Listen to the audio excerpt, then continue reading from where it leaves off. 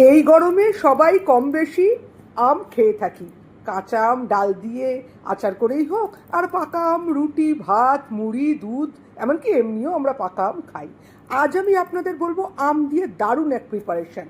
আম যদি খুব পাকা আর নরম হয় তাহলে কেটে এরকম চামচ দিয়ে ঘেঁটে নিতে পারেন। হ্যাঁ, অবশ্যই সঙ্গে লাগবে টক দই। আর আম যদি একটু শক্ত হয় তাহলে কুচি কুচি করে এরকম ছোট করে কেটে নিলেও হতে পারে, তাতে কোনো অসুবিধা নেই। এইবার এই ঘাঁটা বা কাটা আমকে আমরা অ্যাড করব টক দইয়ের সাথে, আর তারপর সেটা অবশ্যই দিয়ে দেবো মিক্সিতে। আম মিষ্টি হলে চিনি বা সুগার ফ্রি দেওয়ার দরকারই হয় না। যদি দেখেন আম খুব টক, একটু সুগার ফ্রি দিতে পারেন।